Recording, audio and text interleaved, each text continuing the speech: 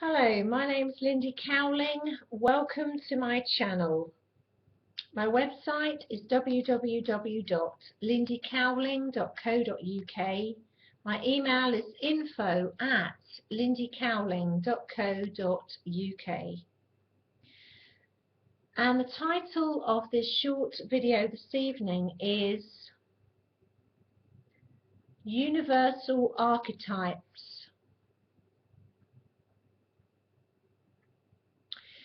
So I was prompted to make this video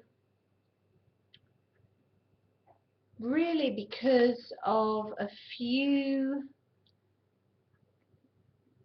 developments that took place in terms of personal spiritual development this week, and a few events around that also coincide with, kind of world events as well.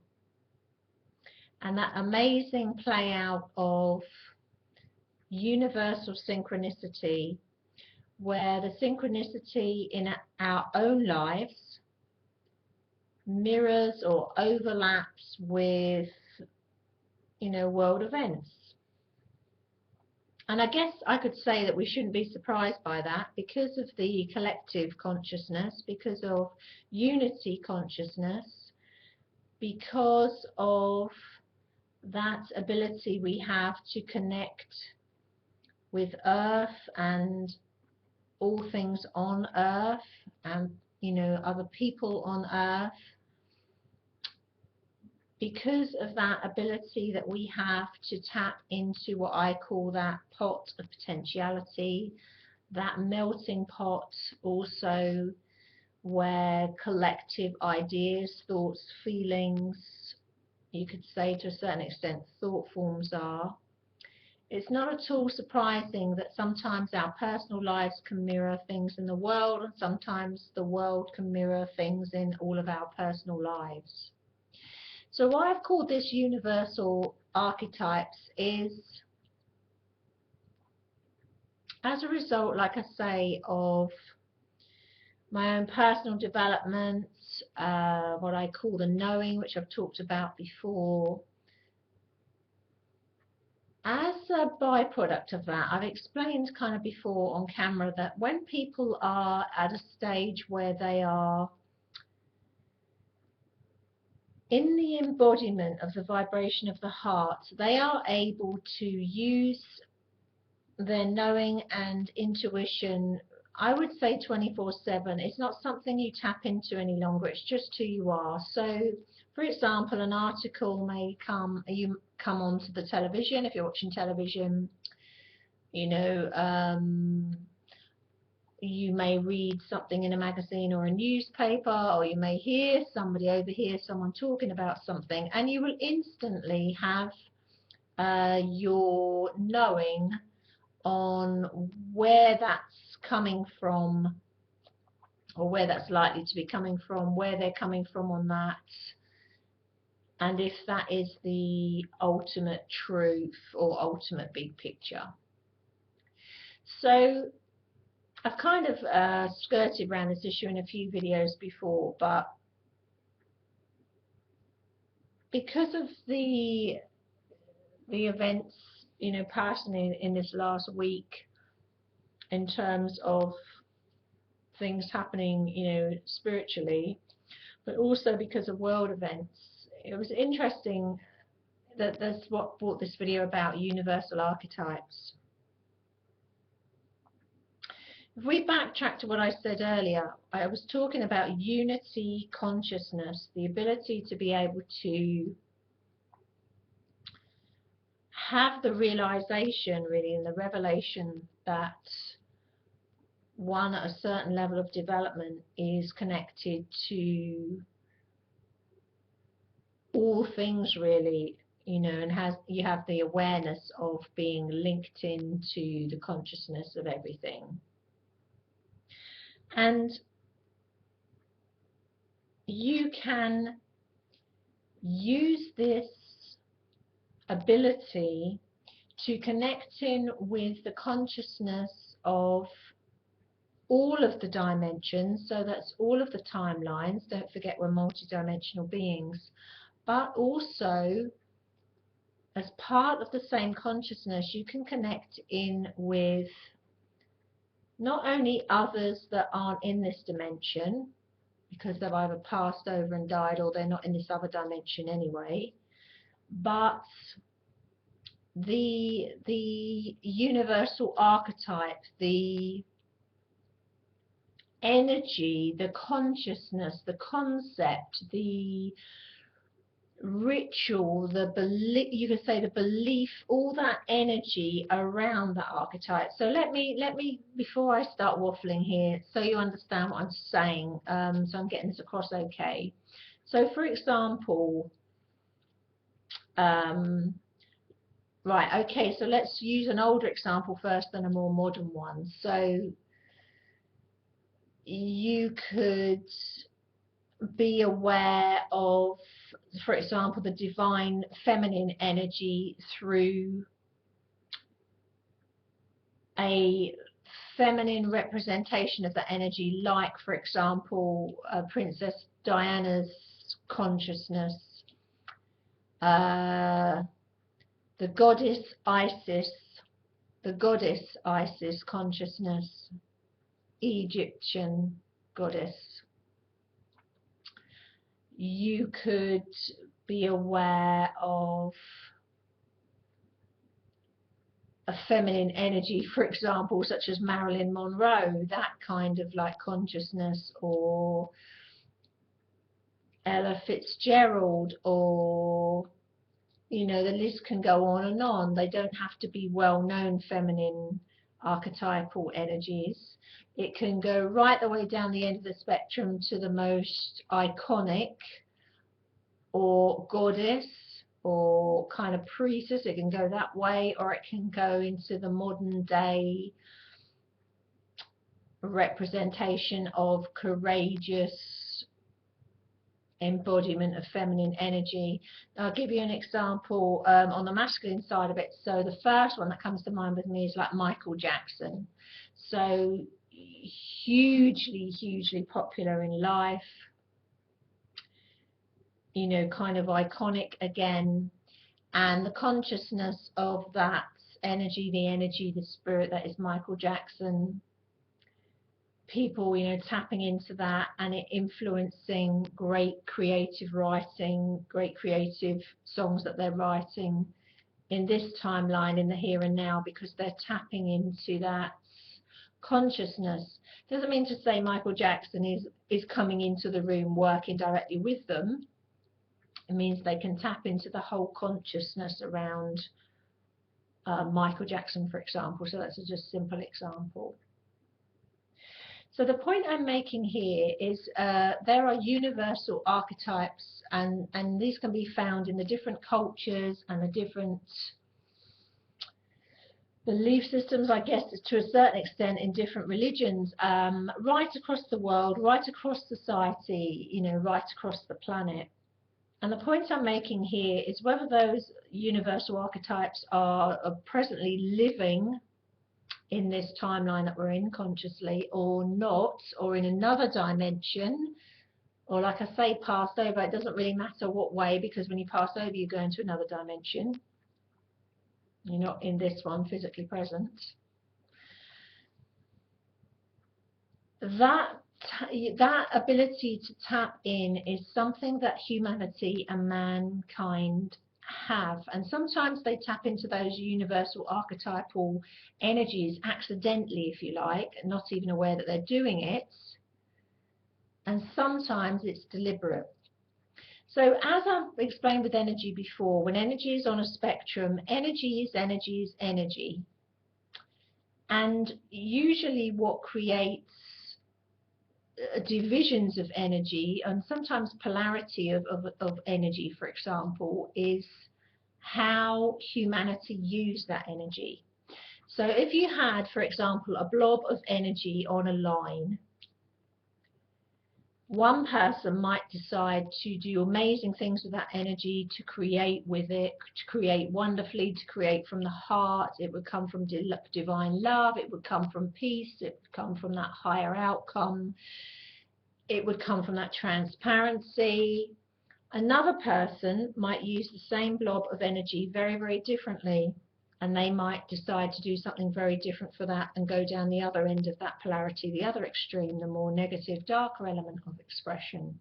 So they might decide, for example, to start a war, or they might decide to wield power or control or manipulation or in an unhealthy way, for example.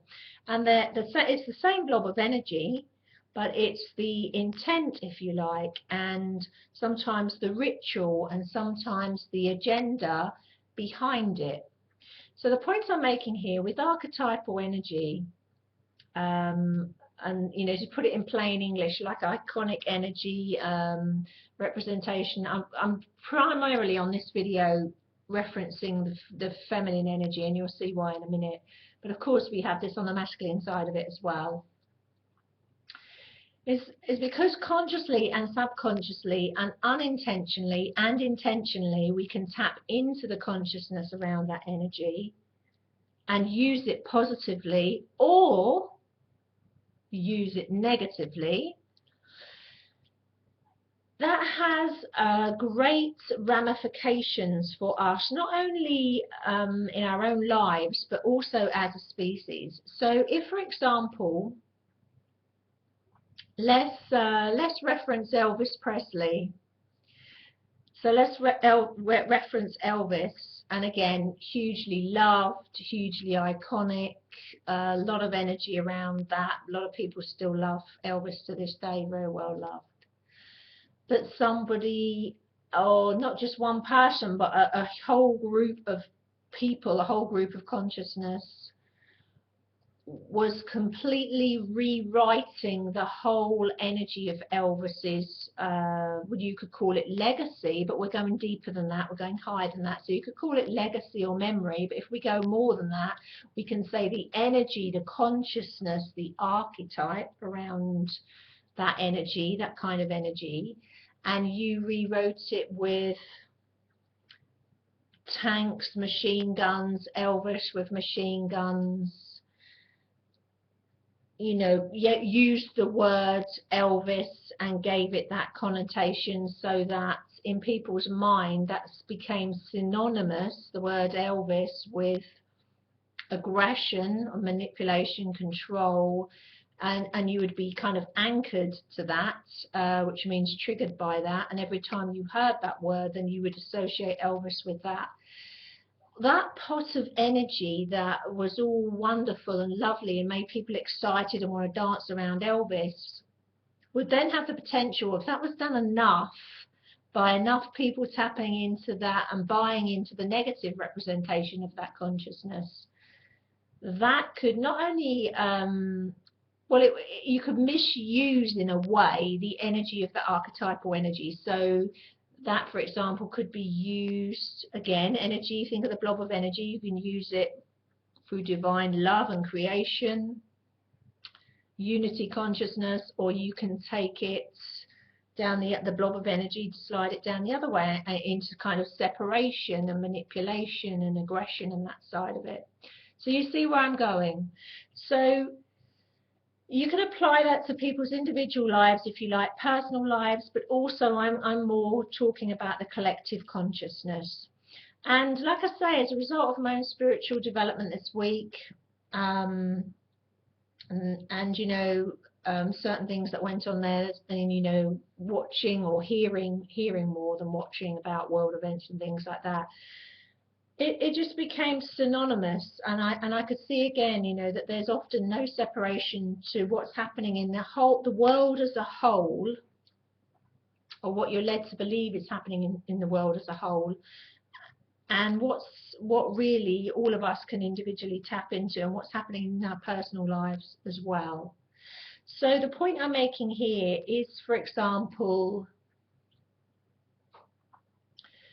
when we talk about the Egyptian goddess Isis, and it was really amazing, and I won't bore you with the story behind this, but completely unplanned. Well, that makes me laugh. I hadn't planned it, but the guys upstairs had different ideas. Myself and a dear friend of mine ended up walking around the Tutankhamun exhibition, which we didn't even know the Tutankhamun exhibition was close to where I live, let alone walk, know we would be walking around there. But there was a lot of stuff there about the goddess Isis, and linked to the planets, and linked to the planet Sirius. Interesting that the goddess Isis and Sirius, and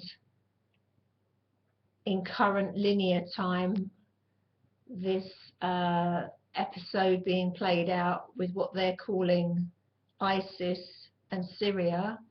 All these interplays of different things here. The point I'm making,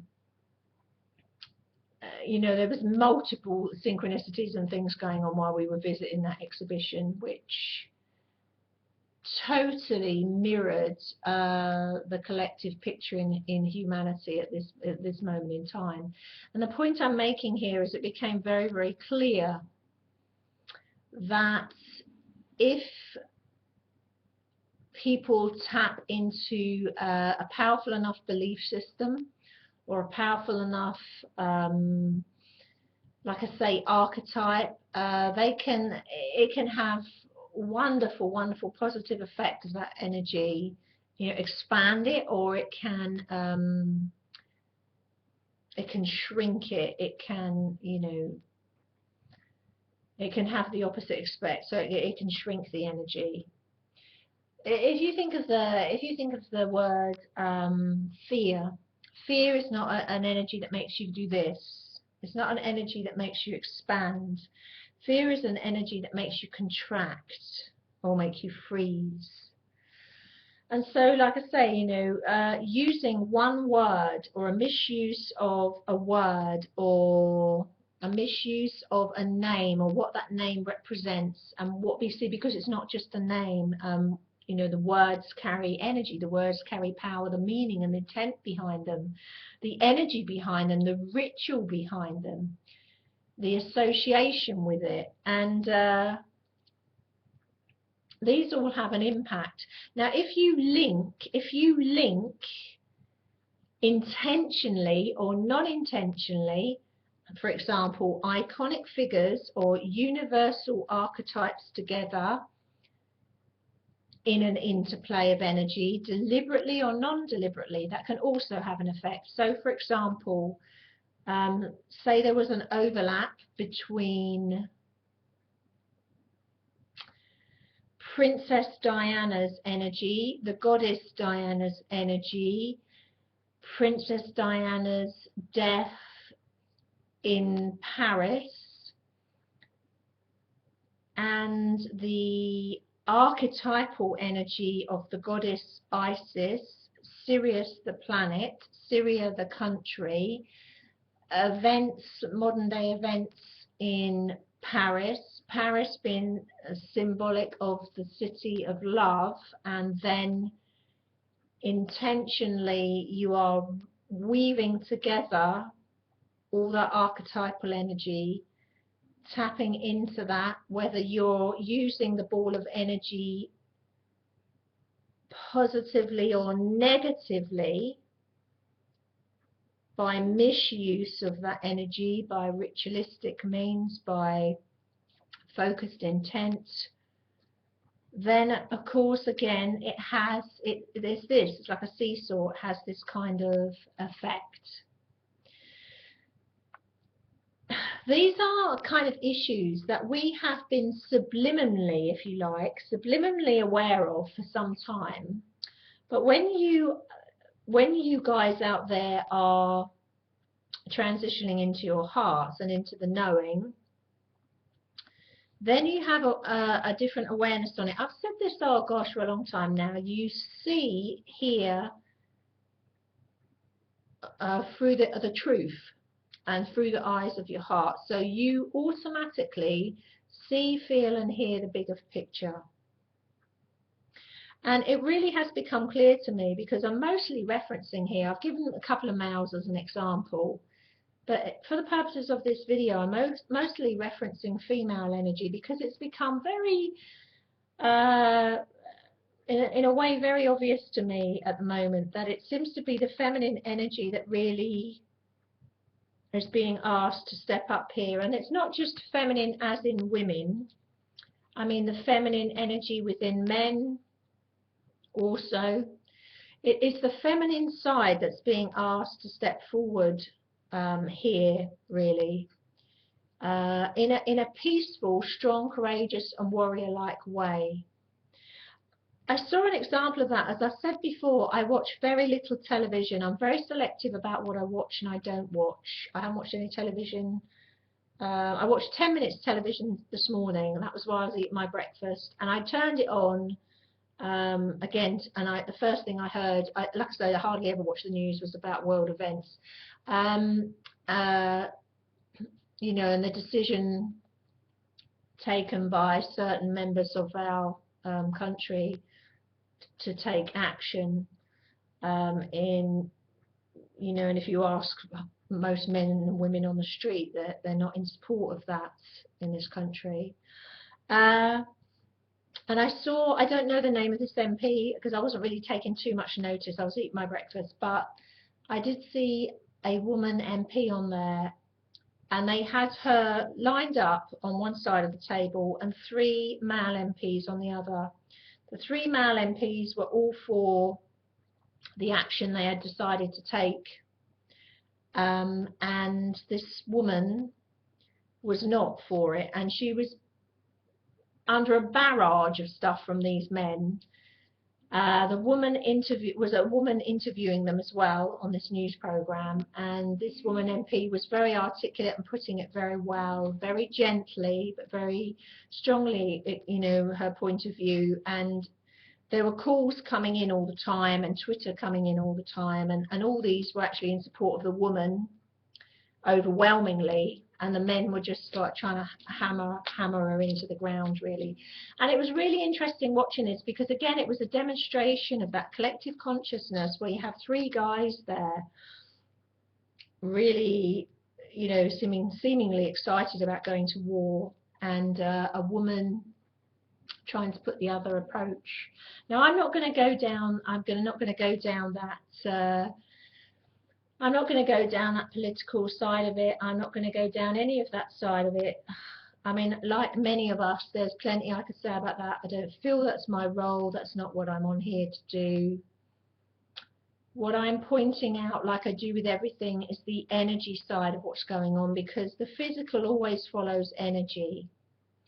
And what I'm pointing out is no events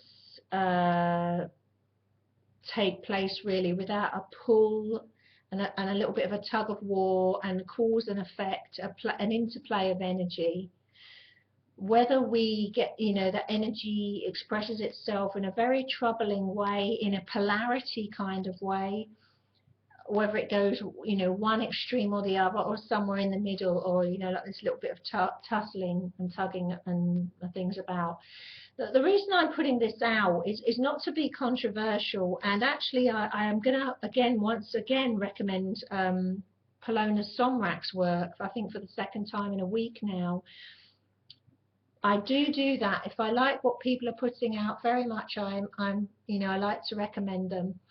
And she put out a great video where, you know, she's saying very, very similar things to what I've just said here, but in the way that she gets it in her way. And I think it was galactic events or something. It was within the last week. Galactic events, or, you know, around galactic energy, around galactic events or something like that. A really great video again, and I totally resonate with it. While we're on the subject, I'm deviating a bit on videos that I'm really resonating with at the moment. Another feminine energy out there, Lisa Transcendence Brown, I think it is. Gosh, I hope I've got that right now. Well, if I haven't, that's obviously for a reason. I think it's Lisa Transcendence Brown. God, isn't it funny? I've just gone blank on her surname. Anyway, you'll find her, I'm sure, under Lisa Transcendence on YouTube. I'm really loving what she's putting out. I'm really loving her vibration. I'm really loving what she's saying. She talks about, you know, some of the similar things to what I do, certainly about timelines, multidimensionality. I've literally come across her in the last few weeks, about the last month. Really loving the work that she's putting out, really resonate with that. She's another one to maybe check out if you've got time and see if you enjoy what she's saying and the frequency she's putting out. But I'm liking what she does and says very much as well. So to wrap this up, really, this isn't a video to stir up controversy. Like I say, I'm not here to talk about political things. I'm not going down that route at all. I'm always going to turn things onto the energy side of it, and it just became extremely clear to me as a result of visiting the Tutankhamun exhibition and the events that followed within there, and the events, you know, subsequently, that everybody that accesses the knowing in their heart is able to access the bigger picture, the real picture, the true picture of what is going on in their own personal lives and also collectively, the collective consciousness. Everybody and anybody that access the knowing and the heart at the minimal base level 5D level up and above can do this. You will be experiencing reality in a different way if you're not at 5D level. And I'm not saying the wrong way, I'm saying in a different way, in a linear way, and you will not see or access it in the same way. So you will not see the bigger picture. Just like the analogy I've used before, if you have a fly sitting on the back of an elephant's foot, and that's where it stays, it will see the jungle floor from that view. If you have a fly on the top of the elephant's back, it will see the whole picture, or if it goes up above the back, you know, maybe the whole jungle. You see what I'm saying? It depends on where you are, on what you're going to see, but that it depends on, it's not a hierarchy. Everybody has access, you know, to get into their hearts, to access the truth of who they are and the truth of what world events are and the truth of consciousness. I just found it, you know, fascinating, like I say, this week, and this is what's prompted this video: universal archetypal energy and iconic energy, and you know, like modern, like I said, I was using a few modern examples there as well, but also goddess energy, priestess on energy, that kind of energy too, you know. You know, I know we're not what are so called in the West modern day world, but that energy can still be tapped into, still used for absolute beautiful benefit, or still used in a more, you know, detrimental way for people personally and for humanity as a whole. And so the repeated use of a certain term or a certain name that overlaps with an archetypal energy, the example I gave off the top of my head was Elvis, but you know, a modern day example we could give, for example, is the name Isis being bandied about all over the place. Seems innocent enough, but if you look through the eyes of the heart, you can see overlap upon overlap. Even the fact of that Princess Diana being embalmed after her accident in Paris, being embalmed. Amazing that, isn't it? Without any permission, apparently. You know, so like I say, there's overlap upon overlap upon overlap when you actually, you don't even have to look into it. That's what the knowing does. Everybody has access to the knowing, so it's just very interesting. Anyway, on that note, if you are consciously aware of archetypal energy, you can use it in a most wonderful, positive, loving way. And I hope anyone that's watching this realizes where I'm coming from on this, and that if you know, awareness is key to everything. And if you're aware that by focusing on a certain name or a certain something, that even inadvertently, not meaning to do so, you can feed into that energy. Think of the energy as a ball. You can feed into it to a helpful end of the polarity or frequency, or you can feed into it to make it more messy, you know. Then, you know, like I say, that awareness is key. You know, there's always a bigger picture here, a much bigger picture. And there's certainly, you know, a bigger picture in all our lives personally, but also certainly collectively as well. And on that note, I will love you and leave you. I hope that made sense. I hope that was helpful. And what I will say again is that this time that we are in at the moment, there's no coincidence that it's feminine energy actually that's being bandied about in that archetypal way as a misuse of energy. Clearly it's a call for the feminine energy to really be in their loving power and that their divinity and that knowing and their hearts and the strength, and that's also that loving knowing and that loving awareness in the masculine, you know, because as you know, masculine energy is a balance of, well, it's the masculine and the feminine energy. So it's a call for a rebalancing, you know, within the males, a rebalancing of that feminine energy as well, not the, you know, primal brain where it's that knee-jerk, you know, aggression, control, that side of it. You know, males being called upon to rebalance the feminine within, very, very important at this time. On that note, sorry for waffling at the end. I will love you and leave you. Thank you very much for watching. I do hope that makes sense. I hope it helps.